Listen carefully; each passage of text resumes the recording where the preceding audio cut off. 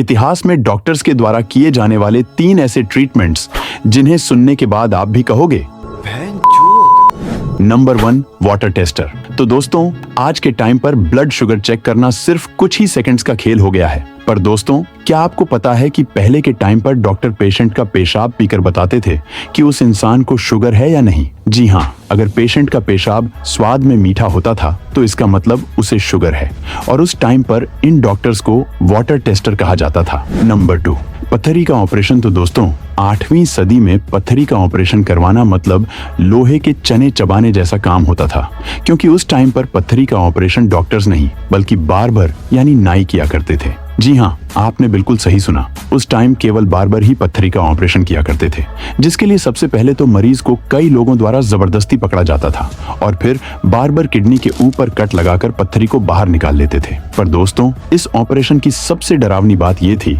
कि ये पूरा ऑपरेशन बिना पेशेंट को बेहोश किए होता था। नंबर 3, खोपड़ी में छेद करना। तो दोस्तों, आज के टाइम पर अगर किसी को माइग्रेन, सिर दर्द या दिमागी बीमारी हो जाए तो डॉक्टर उसे दवाइयां देते हैं, लेकिन पुराने जमाने में जब किसी इंसान के सिर में दर्द होता था तो उस समय के डॉक्टर्स सीधा इंसान की खोपड़ी में छेद कर देते थे। जी हाँ, उनका मानना था कि अगर किसी इंसान के सिर में तेज दर्द है तो इसका मतलब या तो उसमें कोई बुरी आत्माएं हैं या उसके सिर में हवा भर गई है और वो इसी छेद से बाहर निकलेगी। तो इसलिए उस टाइम के डॉक्टर्स सीधा छेनी हथौड़ा लेकर उस इंसान के सिर में छेद करना शुरू कर देते थे, जिसमें अधिकतर लोगों की मौत हो जाती थी। तो दोस्तों, आपको इन सब में से सबसे ज्यादा भयानक ट्रीटमेंट कौन सा लगा? कमेंट करके जरूर बताना।